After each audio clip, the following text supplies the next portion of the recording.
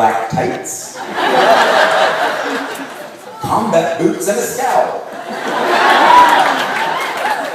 But here at Bennington, I was home.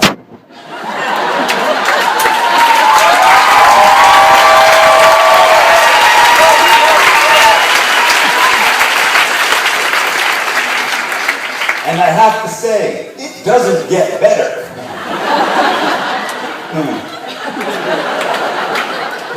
Let me clarify.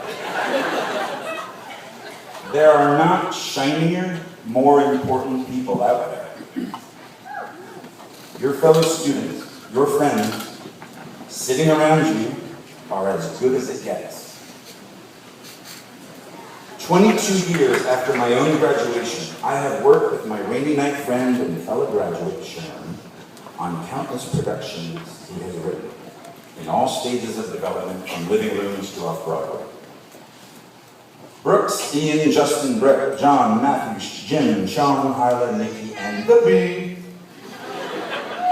are all classmates I shared my time with here and still work with, and am lucky to call my friends. We are very spoiled here. People always say to me, for such a small school, it seems like there are so many of you.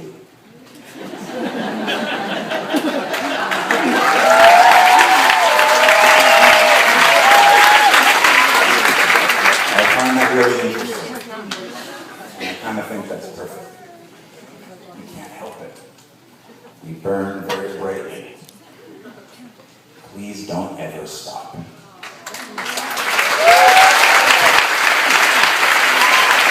Graduates, now when I sat where you are, sitting right now, I had so many dreams of where I wanted to go, who I wanted to be, and what I wanted to do. Theater companies I wanted to start with classmates, movies I wanted to be in, directors I wanted to work with, stories I needed to tell.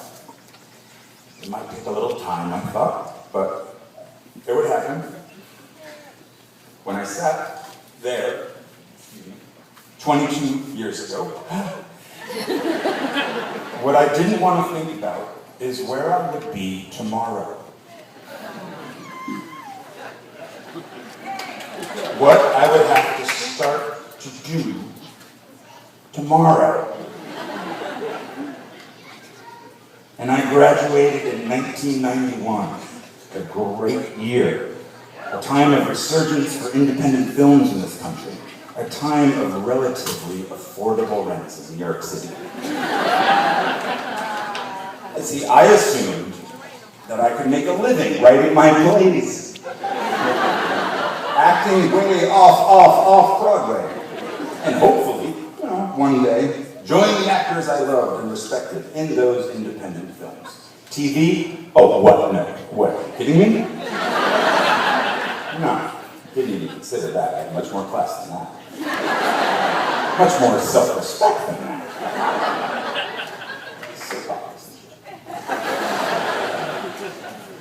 What I didn't have was cash, a bank account, a credit card, or an apartment.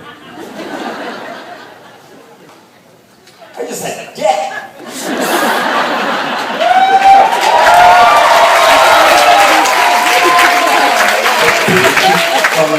Growing larger every moment.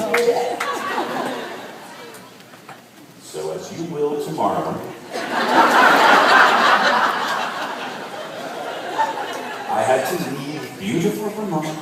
I packed the life that I knew with socks and a toothbrush into my backpack, and I slept on couch after couch after couch after couch at friends' apartments in New York until I wore out their rent-paying roommates' welcome.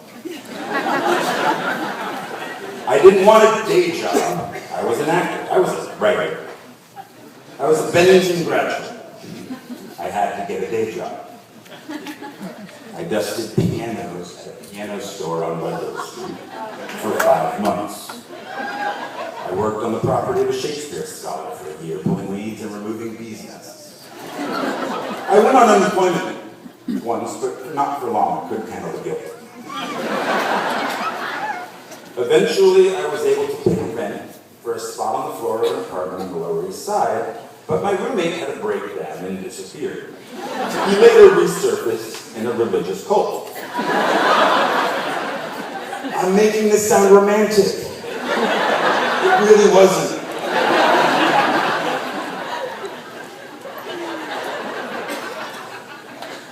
I helped hang paintings at galleries, paintings that inspire you to think, I could do that.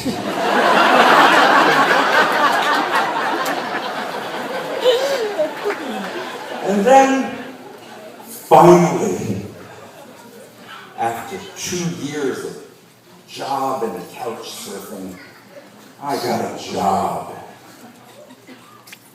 in application processing as a data enterer at a place called Professional Examination Services. And I stayed for 6 years. 6 years. Longer than my time at Bennington. From the age of 23 to 29. Well, they loved me there. I was funny. I wore black, no cape, no tights. I smoked in the loading docks with the guys from the mailroom and shared how hungover we all were. Everyone called each other short. What's up, shorty? How you doing, shorty? I'm so humble, shorty. I called in sick almost every Friday because I was out late the night before. I hated that job, and I clung to that job. Because of that job, I could afford my own place. So, I lived in Williamsburg, Brooklyn. Yeah, you say that now.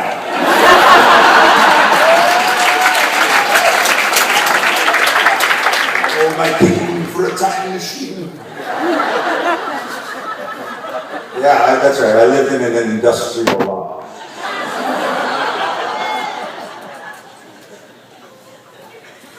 My rent was $400 a month.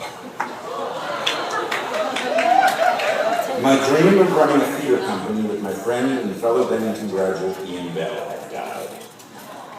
I won't go into those details, but neither one of us had any business sense, and the theater we lived in, it had no heat or hot water. We didn't smell very good, but we had our youth. Youth gets old very quickly.